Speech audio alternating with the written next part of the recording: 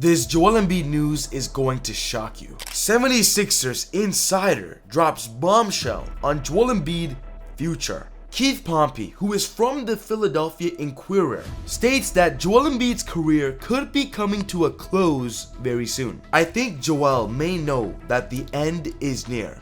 And this is just me saying, this is just explaining to the people what he's been going through. Over the past 5 years, it has been clear in all the interviews that Joel Embiid has done, he has explained all the pain that he's going through.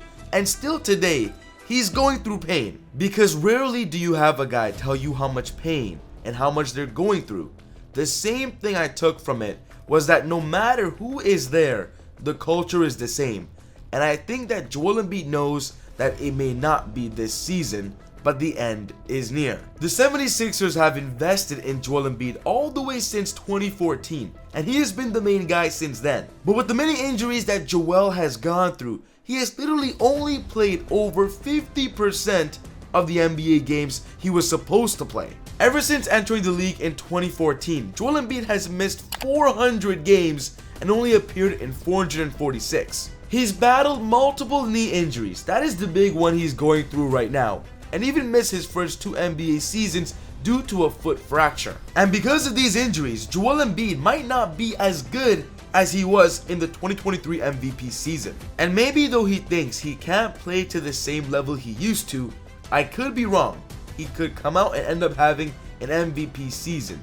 But that was my takeaway and questioning why you came up with the article at this particular time, when in the past, you always said, I'm good. Joel just went through another knee surgery this past summer, and the confidence in Joel, it's not the same as before, because now he's saying that he's still in pain even after the surgery, even in the recovery stage. It sounds like Joel Embiid's care and passion for the game, it's slowly dying. Ever since becoming the MVP in the 2023 season, Joel has only played 58 games the last 2 seasons. Last season for the 76ers, he only played 19 games out of the 82. And the 76ers were terrible. They didn't even make the playoffs. Even Tyrese Maxey missed 29 games. Paul George missed 41 games. It just seems like the process isn't working anymore in Philly, and they might have to move elsewhere if they simply want to advance the franchise. In a recent interview, Joel Embiid also revealed an interesting result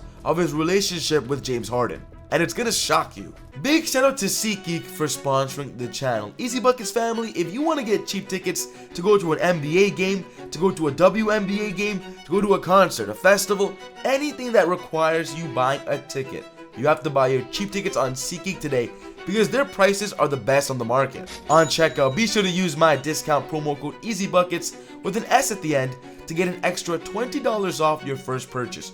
Your cheap tickets on SeatGeek just became cheaper. As just mentioned, Joel Embiid won the MVP in 2023, but he couldn't have done it without James Harden. That season, Joel Embiid won the scoring title, averaging 33.1 points a game. And James Harden even won the assist title, averaging 10.7 assists per game. These two had an incredible regular season together, but what really destroyed this chemistry and duo is in the Eastern Conference semifinals that year. The 76ers were up to the Boston Celtics 3-2, and then ended up collapsing, losing in Game 7, 112-88. Now with James Harden being on the Clippers, Joel Embiid spoke out saying that they're no longer on speaking terms. No one knows this, but even James Harden is not talking to me.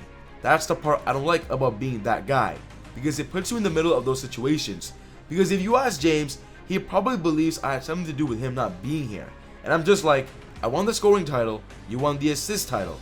We had a pick and roll that was unstoppable. So Joel Embiid is actually upset that him and James Harden are not on speaking terms, because they probably bonded in their time in Philly together. It hurts when you feel like you haven't done anything wrong. When you think you have a relationship like that with somebody, you lose a lot. So by simply reading a report like this, you can just tell that Joel Embiid is just in a whole different mindset. He isn't as sharp and ready for an NBA championship as before. He seems to be in a season where he's going through some challenges with relationships, with the head office, and of course with his injuries, which of course is going to result in his career being questioned. So what Daryl Morey and the 76ers have to do now is prepare for the future, just in case Joel Embiid could be leaving soon. The 76ers should keep an eye on Julius Randle in 2027 as their future star replacement to Joel Embiid if these rumors get more hotter, because Julius Randle will still be in a decent age and time of his prime to join the young cores of the Philadelphia 76ers by the time Joel Embiid could be on his way out. Julius Randle has proven to be a veteran experienced leader, especially for a young team with guards on the rise, which is what the 76ers have. If the 76ers want to go for a younger star, they can go for Alex Sarr from the Washington Wizards. If the Wizards and Sarr don't come up with an extension in 2027, maybe Philly can step in and bring in Alex Sarr, who could be a younger big man they can develop as the new process for the future. In his rookie season, he played pretty well, averaging 30 points a game, 6.5 rebounds, shooting 39% from the field and 31% from the three-point line. He's proving that at a 20-year-old age, he has a lot of potential with his size and length to be considered a two-way threat in the Eastern Conference. Keep an eye out for Alex Sarr as well, especially in that 2027 summer. Karl-Anthony Towns would be a best-case scenario for the 76ers if Joel Embiid walks, because Karl-Anthony Towns and Embiid are one of the best bigs in the league.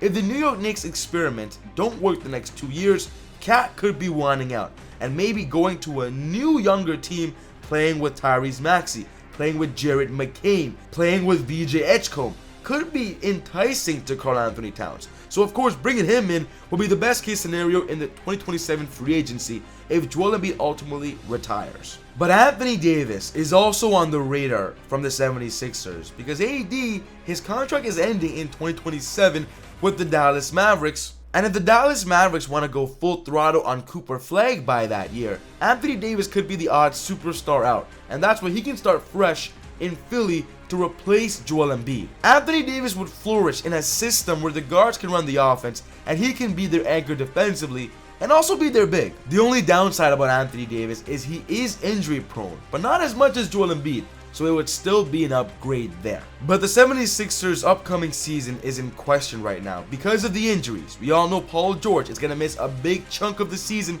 because of his knee injury. And of course, Joel Embiid just got surgery as well for his knee, so there's a chance the Sixers are going to start without Joel Embiid and Paul George for the season. But I want to know your thoughts. What do you think is going to happen with Joel Embiid's future and career? Is he going to retire early before his contract ends with Philly? Is he even going to play another good season in the NBA?